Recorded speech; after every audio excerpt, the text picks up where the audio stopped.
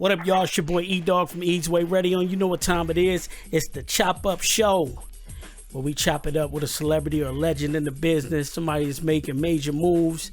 And I got the legendary, y'all heard his name, Money B from Raw Fusion, Digital Underground on the phone. What's up, Mun? How you doing? Hey, what's up? What's the word? You know what's crazy? What's the word? You know what's crazy, man? And Yeah. you know, I've been knowing you for years, but I've never really did like a Wikipedia or, you know, anything like that.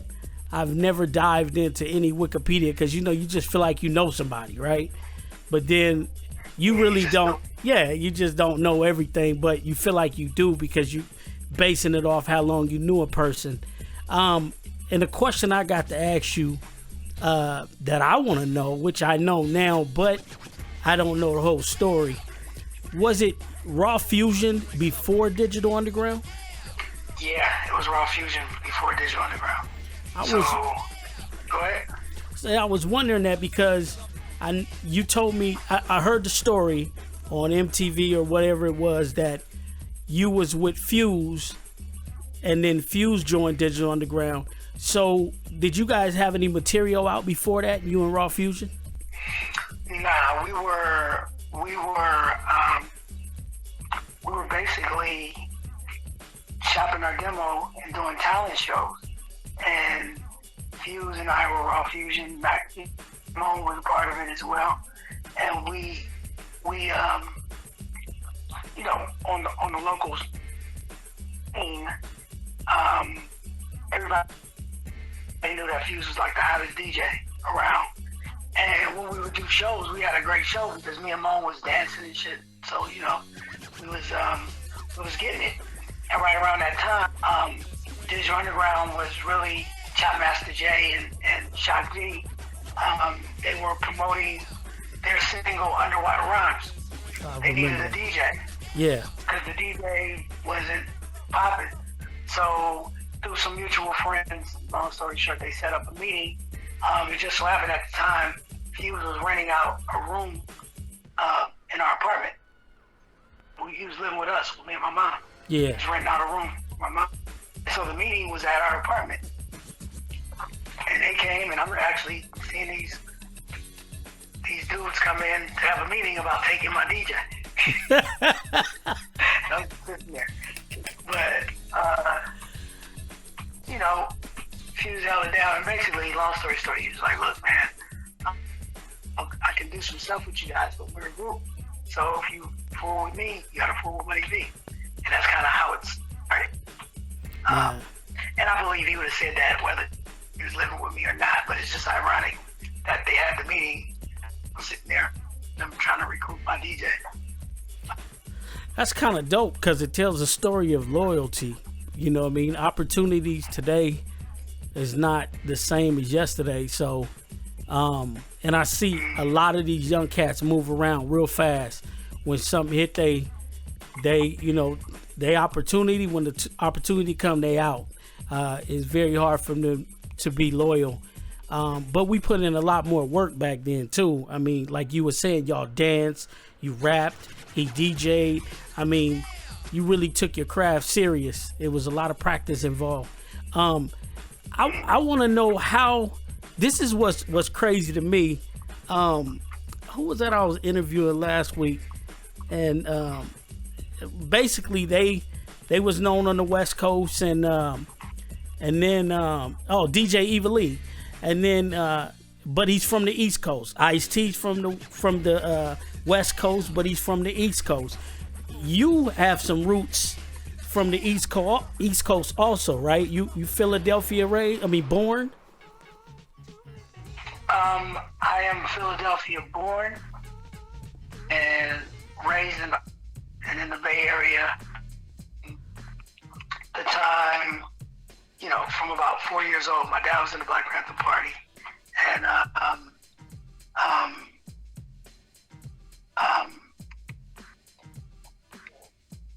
ever since then, I was there. You know what I mean? That's crazy. And then Cletus Mack, also a member of Digital Underground, which is your cousin.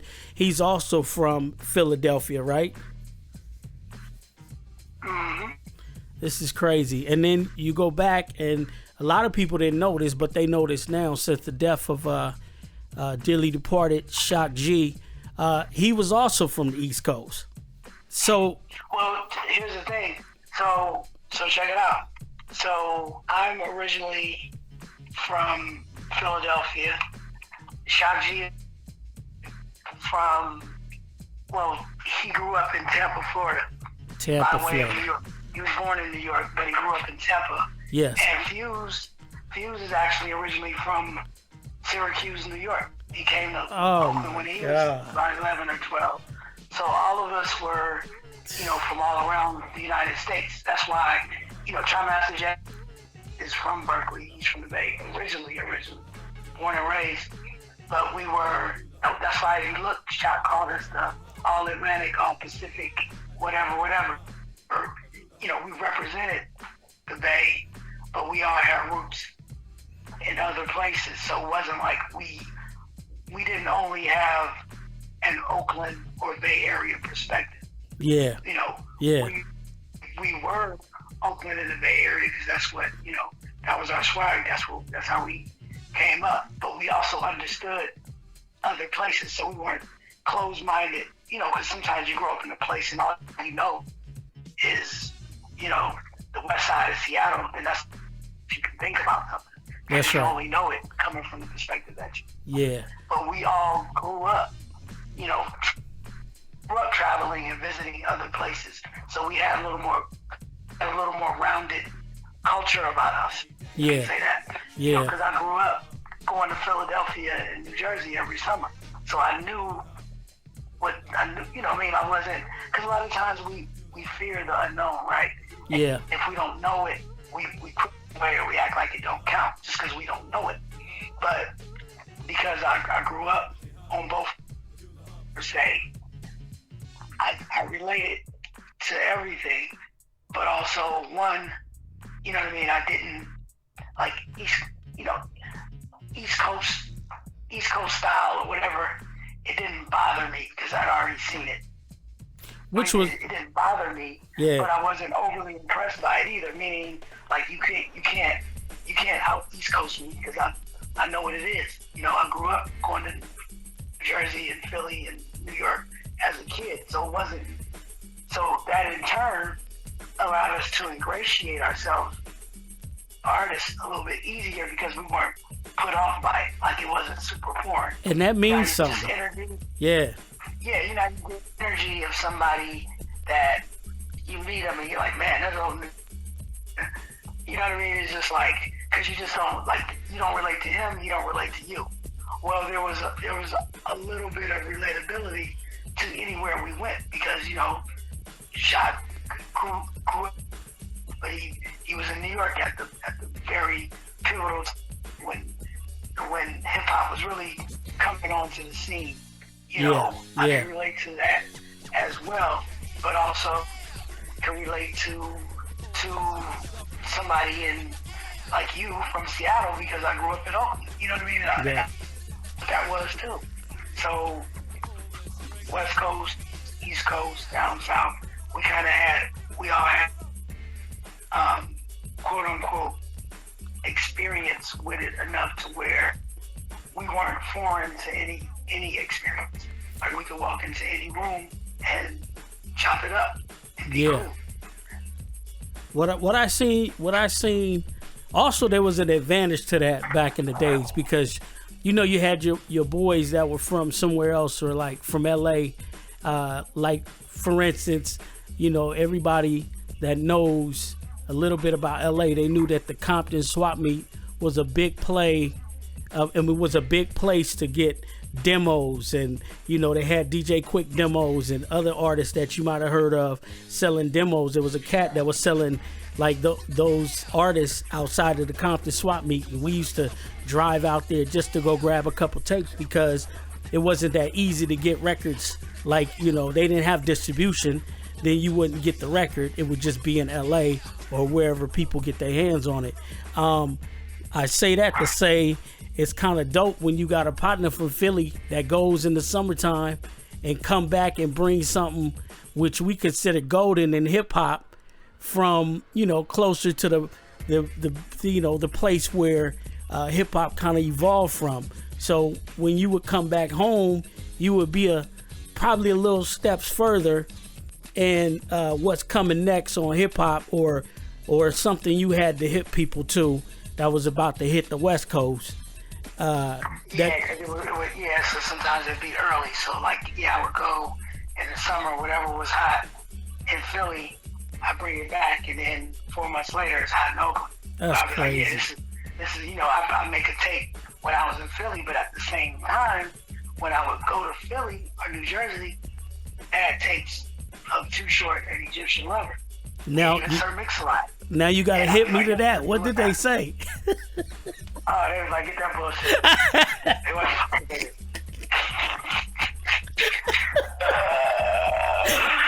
I remember I had like fucking, you know, Egypt and motherfucking Square Dance Rap. It was like, what is this bullshit? And I was like, nah, this shit is dope. Hell no. Too Short. What the fuck is he rapping like that for? Oh man, that's his country. And I was like, y'all just don't get it. It was small back then. I mean, the first time I heard E-40, we was going to a concert, and Attitude Adjuster threw the tape in. He had a Cadillac, and I'll never forget. I said, man, what is this? Dude is leaving the beat. And I kept talking about how bad he was leaving the beat. And Maharaji and Attitude was like, he just don't understand. He don't understand. You tripping, dog. And I'm like laughing. And then about 2 years later, I'm in the Cutlass and I'm bumping E-40. And then I'm buying E-40 tapes and, you know, stuff like that. So, I mean, sometimes it just takes a minute. So, I mean, and that being said, like, so I'm talking about, you know, I'm saying I got like, you know, Too Short when it was just the tapes. You know what I mean? And you talking about from the streets. Yeah, Egypt, whatever year that came out, like 84, I want to say 84, 85-ish, right? So you talk about, and they're like, get that shit out of here. But then, you know, turn around, I remember when, what soundtrack? Society soundtrack, right? Yep. Maybe like 91. So you fast forward 6 years later, and I'm in Queens with my guy Rambo, and we riding through, you know, I'm riding with him from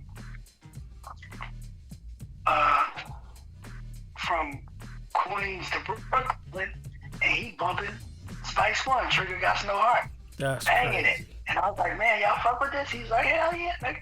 He's like, real niggas do. And he, you know, and he's like, and Too Short. Oh, you know wow. I mean? So it took, you know, it took a while, but they came around. You're going to have your purists on both sides that don't fuck with this and don't fuck with that. But, you know, I saw it. Man. I probably took offense at first, but I didn't let anybody sway me from what I thought. What you believed in. Yeah, you didn't come back saying, yeah.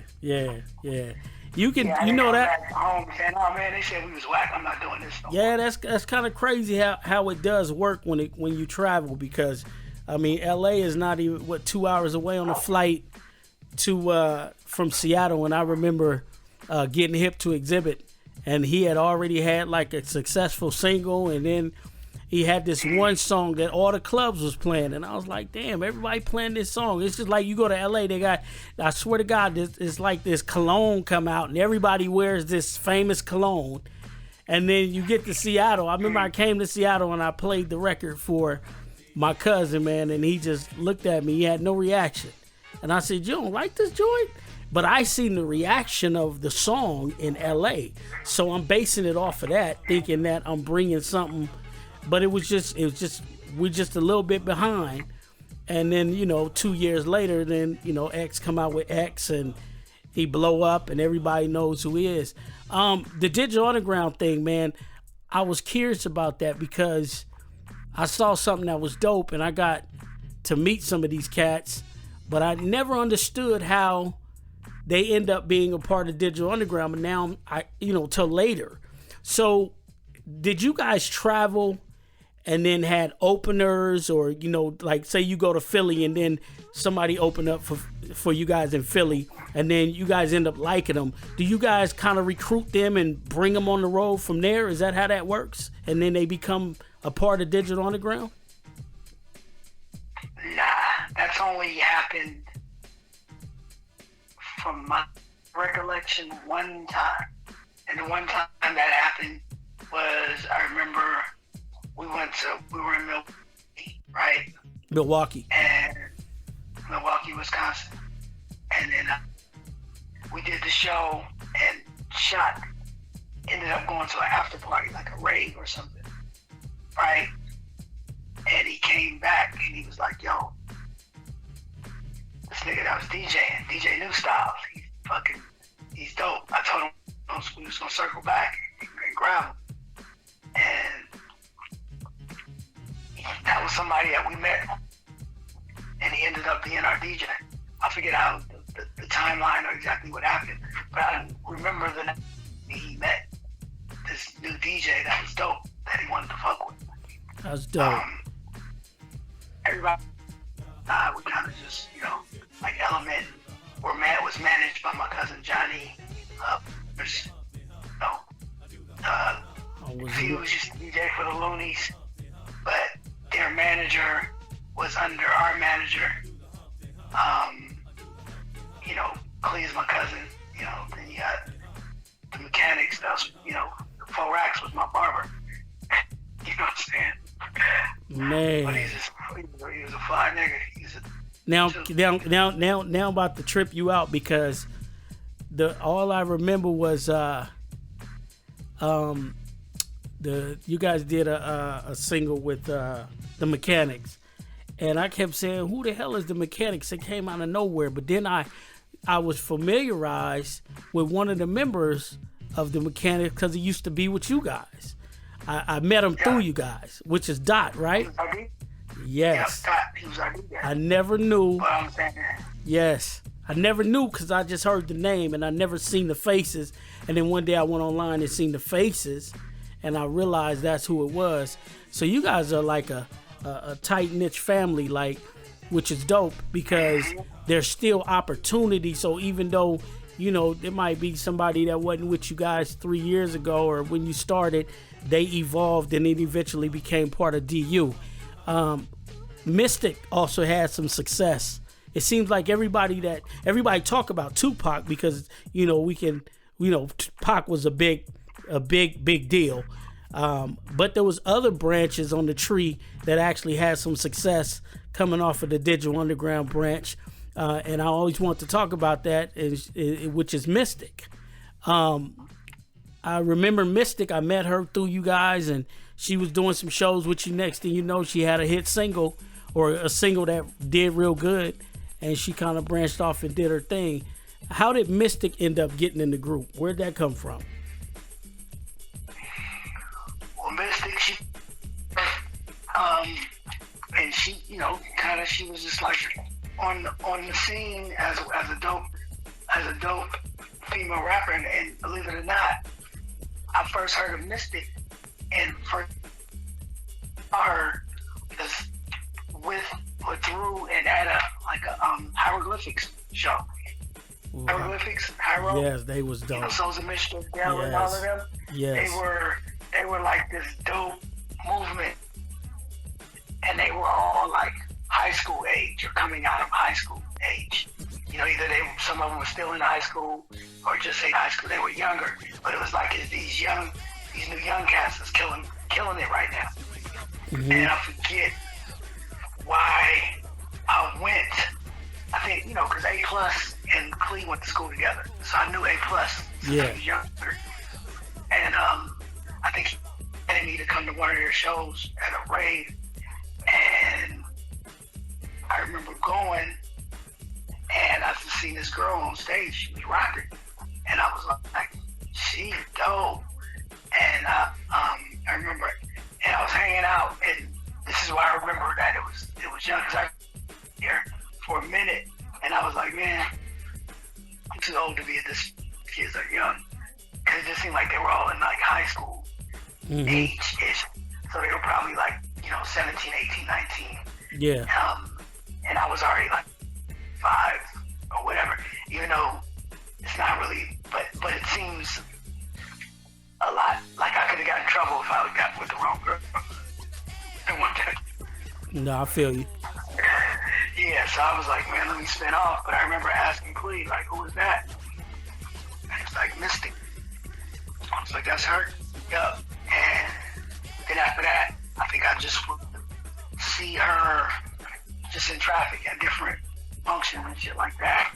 And, that's how we met. But I think that from what I understand, she met Shock separately. Oh, that's crazy. Whole different times. I mean?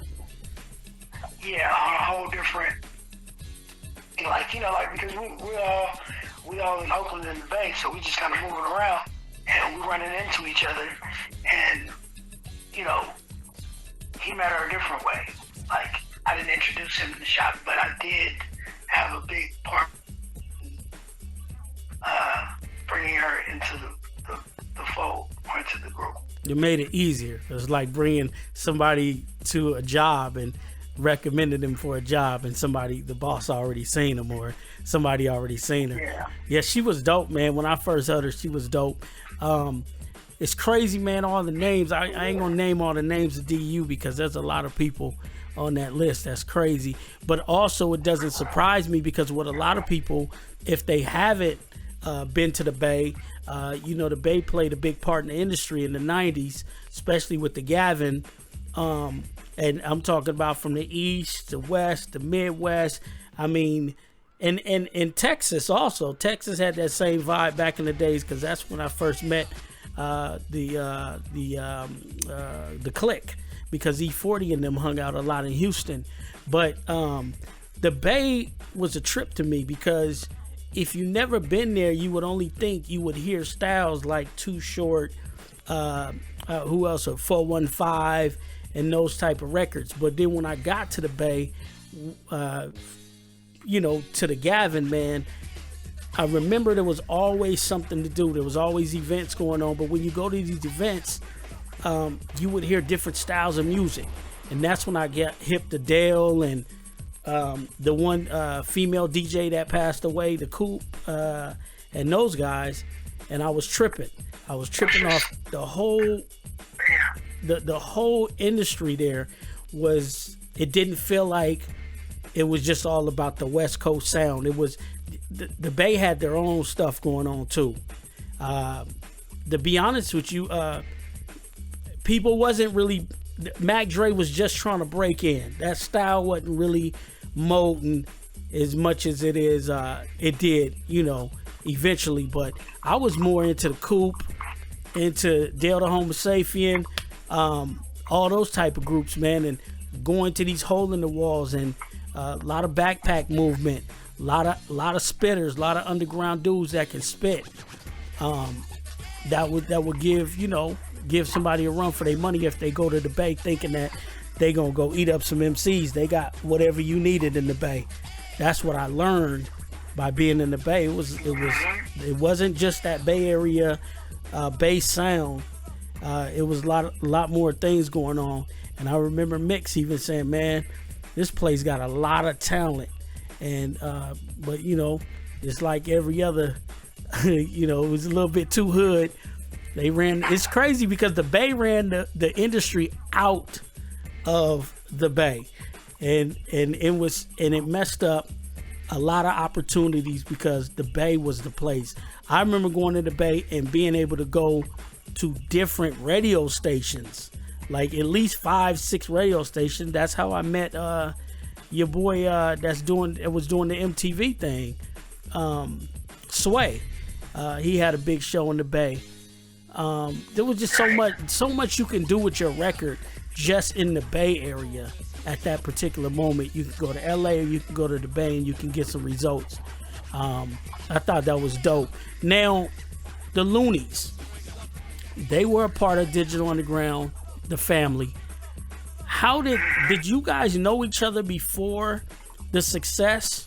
Or like, was the Loonies running around the Bay and you knew of them and so forth, or did you guys connect on shows? Nah, they were buzzing around the Bay, and it's funny because I actually they're way before they came out, and I don't know how I got the tape, but I remember playing it with Fuse, and then Sway and Tech used to have, I don't even know if it was called the Wake Up Show at the time, but they used to do nights, you know. And another time when I'm listening, I was like, who is these on the radio? And it's these young niggas, and it was busting like they was super hood, but they had bars. Yeah. And I was like, kind of dope. And then kind of find out it was that I had like the original 5 on it. And come to find out, their actual manager, or the one that got them their deal, his name was AJ or Craw, and he came up under Atron, who was our manager. Yeah.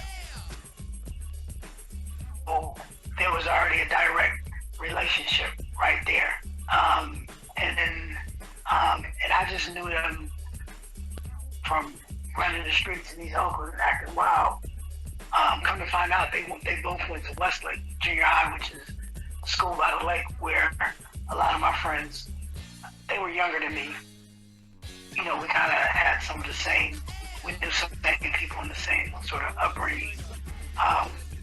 But once again, AJ needed a DJ for the Loonies, and of course they hit up him. I was like, just keep taking my DJ. Wait a minute. This is the crazy, because the connection is always everybody need DJ Fuse, but then Atrim is the name that also brought Tupac to the table. Am I correct? That's right. So Atrim and Fuse made it happen. That's crazy, man. Now let's get to the future. Unfortunately, we lost Shock G, but Digital Underground has always been known as, you know, to keep the party going, to have that mentality. You know, we rock out, like it's like a never-ending. What would you call it? It's like a never-ending group. It's never like a permanent drummer. It's never like a permanent DJ. You know, you guys rotated Fuse. There was the times where if you were lucky enough, you got to see Fuse rock with Digital Underground. And then, you know, you got to see New Styles. Now that we lost Shock G, will there be some type of album reunion where you guys will go out with all the heads? I'm talking about the Loonies, New Styles, Fuse. Will there be any Digital Underground future appearances coming up? Absolutely. Right now we're working on a couple, dropping the next Money Being Young single, MT. You know, it's going to be, you know, our project into the NFT space. The single's called F It Up, and it's actually going to have 4 tiers of the single, different utility. It's actually going to be 8 versions of the single. That's dope. Actually more, right? So it's 4 different mixes, 2 alternate endings for each one that are going to be NFT. And when I say utility, there's going to be tiers. When you buy the NFT, it's going to unlock like promo codes to buy for channel specific price. It'll unlock. You'll get airdrop new NFTs, and even, you know, you'll have a chance to, remember I said there's an alternative. Yeah. It has an alternative verse, right? So if you purchase all 8 of the different versions of the NFT, you get a chance to get your own custom verse by me. Oh, well, I'll record that's it for you That's to the dope. song. If you buy the top tier NFT, you know, one of those is that you'll have access to Digital Underground or Money Being Young Hump show for 3 years. Man, that's dope. And that's what I mean about innovating, doing something different. Like, I don't know how many people out there is familiar with the NFT game right now, but it's something major. But just hearing you talk about the NFT, but then also taking it to a next level is incredible, because that's what you want. That's hip hop, right? Not just doing what the next person is just doing. Like, we all can do the NFT, but to actually put something on it to make it more valuable, because that's exactly what it's doing. And then giving the fan a chance, or the person that purchased the NFT, basically a credit card to the shows, is kind of dope too, right? So you got the Digital Underground thing popping still. You got the Young Hump, he's dope. Y'all go check out the Young Hump album that dropped recently.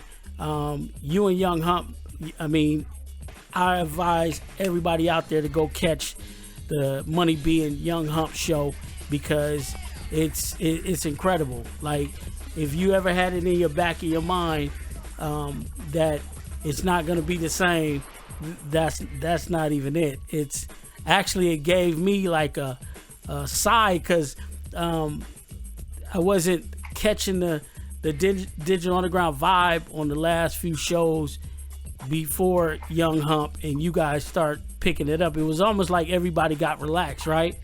So you guys brought that spark back, that party atmosphere, that what's gonna happen next. Oh, this is crazy. You know what I mean? Like the first time I went to the digital show with the party string and the do what you like popcorn, and it gave me that vibe. That's what it did to me when y'all came up to Seattle and rocked at this theater. And it was just the vibe was back, the motivation was back, and it was feeling good. Yeah, the energy came. Energy came back. So I advise anybody out there that can catch a Digital Underground show with Money Being Young Hump, man, you got to do it. It's something. It's not like the norm where you're just gonna see somebody walk across the stage and sing to you and make you sing half of the lyrics. It's a good show. So any more movies? I seen you did the role in the Tupac. Is there a Digital Underground movie coming up? Is somebody writing one? I know you got a book out. Let's talk about the book a little bit, and if the book is out, if people can go get it or buy it online, tell the people about the book.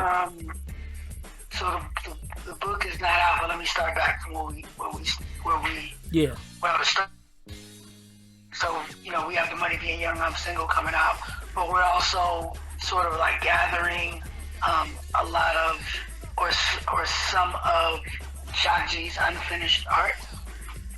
And the plans is to put together one last Digital Underground album that will include all of us. That's cool. And like you said, we're still doing shows, but also the plan, because what he wanted to do was, he brought Young Hump into the fold because he always wanted to be able to just be Shock G and play.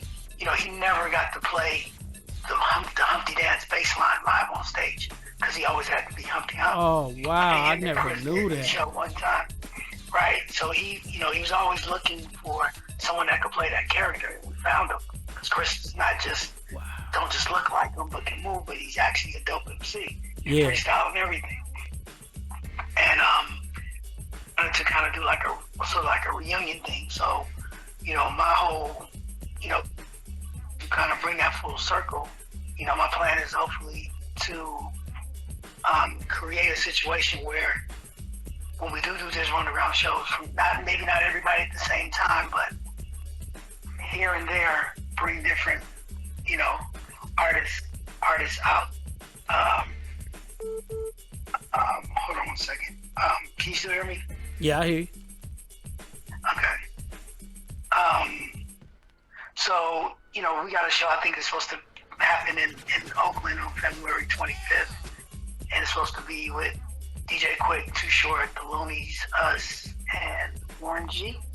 And when we do that show, I'm going to have, DJ Fuse and Pee Wee perform with us in that show. That's dope. You know, maybe if we're doing a show in Seattle, you might see Clean Mystic on stage. Yeah. You know what I mean? Yeah. Just kind of like do, like,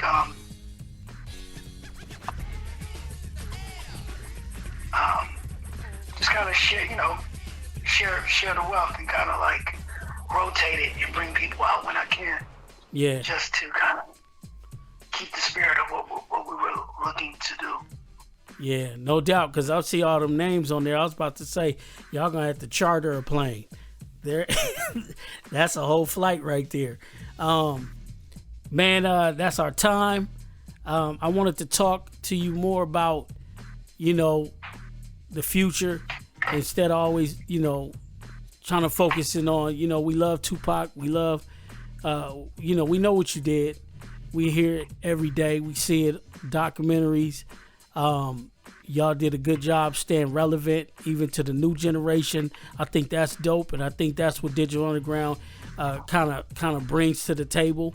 Is you know what I mean? Like, you guys are good at keeping the energy. You guys ain't fell off. You don't sound old school, and that's the thing about having your own style and being creative and being that type of person. I mean, that type of group is that it just goes on and on. It's just like the funk, what it really represents. You know what I mean? The funk would never play out. Yeah, and you also know that it's not fake or contrived, because no matter what, we can still pull it off because we actually do it. Yeah. You know what I mean? And that's what people say. Like my boys around me, every time they hear you spit a verse, they go, man, that dude just got his own. It's just him. You can't pick another Money B. You can't do it. There ain't one out there. It's like Floyd Mayweather. You can't really say Floyd Mayweather really fell off because you haven't seen Floyd Mayweather fall off. You ain't seen him get knocked out. Right? So it's like there might be somebody that move like Floyd, that act like Floyd, but there's one problem. They got 2 fights they lost or 1 fight they lost. So the originality, originality in the hip hop is important. And it took me a minute to find myself, but that's a talent within itself. That's authentic talent. Especially when you come from the horns of it, the breakdancing, the graffiti, the freestyle, all that stuff plays a part in your future in hip hop to me. Because it's almost like, it's easy. It's like playing basketball. Once you got a shot, you got a shot. You might get a little slower at making music. Like you might not be able to go in the studio 24 hours like you would in 1992 because you got responsibilities and household and kids, and you like being a father, you like being a husband, but you still got it. When it's time to go in there and ink take the pen out and do what you got to do, you still got it because you're not trying to pattern something after what you hear, but you're coming in to be innovative and creative. Man, I want to thank you for chopping it up. You my dude. I can't wait to see what you do next because you've been busy. I want to get that, wish, I don't know. I know that NFT stuff kind of expensive, but hopefully it come out. You got one for a couple pennies. Well, here's the thing is that that's how I said we have several tiers, and the very first tier is going to be, equivalent of about $20. That's dope. Now that's really dope. $25. And you'll be able, and it's on a new platform called audiochain.io out of the Bay Area, and it's going to be the first, I think it's going to one of the first full music NFT platforms. Yeah. And you just think about it like Spotify for, how you do your streaming on Tidal or Spotify. Yeah. Well, this is where you'll get your music NFTs. So it's like you get a subscription, and it'll have artist tools that you can use. What I'm excited about is that they're gonna have this thing called, I want to say it right, to make sure, because it's super dope. Called That sounds dope already. I mean, affordable NFTs. It's called the Music Rights Map NFT. So you basically tokenize your ownership. So the same way when you make a song, you got to fill out your publishing for ASCAP and all of that. Yeah. Sound exchange. Yeah. You fill out all your publishing, copyright, and ownership information, and you tokenize that into an NFT, which is run on the blockchain.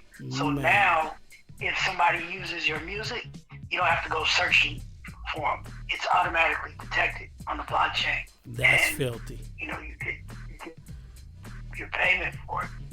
So I'm excited about working with Audio Chain and this whole project. And this is just the first one to kind of onboard and bring people into the space, because I'm real big on financial literacy for people in the Black and brown community. So I'm doing it just to show people that it can be done, and then my goal is to help onboard as many of us as we can. Like even you, E-Dawg, I'll sit down with you and walk you through the whole process to create your wallet. Get some crypto in your wallet and show you how you can re-release your music as an NFT as well. That's or release dope. new music. Yeah. Whatever it is. I'm interested in that. That's dope. I mean, we can do that for sure. That's and, definitely. Other thing that's really cool that just came out is I don't know if you guys remember Super Dave Osborne from back in the day. I do. HBO just put out a documentary movie on him, and it's got cast like Larry David, Seinfeld, Steve Martin, Paul Reiner, like big wigs, and I'm in that thing. So I did see that on your Instagram, and I was wondering if it was a talk show coming out. Tell people how to see that, man. On HBO and HBO Max, it's called the Super Bob Einstein movie, and it's a documentary about Super Dave Osborne. If anybody kind of grew up in the 70s, 80s, or whatever, you know who Super Dave Osborne was. He's a dude who was like an Evel Knievel dude. He was a comedian, but he had this skit like he was a daredevil, but the stunt would always go bad. Yeah. And you knew it, but you just waiting for it to happen. But he did a lot more. It's a real interesting documentary, and I was happy that I got to be involved in it. But once again, that's another movie credit for Money B. That's dope right there. So tell them your Instagram, all your social medias, where to get, tell people how to keep up with Money B. Man, if you're on Instagram, if you're on Twitter, if you're on Discord, if you're on Telegram, it's all MoneyB69, at MoneyB69, I should say. That way you can, if you just look up on any social media at MoneyB69, on Facebook, it's just the Digital Underground fan page or the Money B fan page. Definitely, you want to get if you want to buy any Digital Underground merchandise, you can only get official Digital Underground merchandise at dumerch.com. If it's not from dumerch.com, then it's fake as beef. So don't buy it from anywhere but dumerch.com. If you're into the crypto space, definitely look out for the Money B and Young Hub NFT project and all Digital Underground NFT projects coming soon. The album will be sold as a DSP, meaning you'll be able to stream it on all of your normal platforms. But the single will be NFT only. So if you want to hear and check out all those different versions and the cool artwork that's associated with it, plus the unlockable utility as far as having access to Digital Underground events, vinyl, just cool Digital Underground stuff that you won't get unless you're a part of our NFT ecosystem. So definitely look out for that, and I just look forward to coming back on the show. E-Dawg. No doubt, man. I want to thank you for chopping it up, man, right here on the Chop Up on Ease Way Radio. Y'all heard it first from the legendary man himself from Digital Underground Raw Fusion, Money B. Thank you for chopping it up, man. Appreciate you. Ease Way Radio. Got it. Got it. .com. Peace out.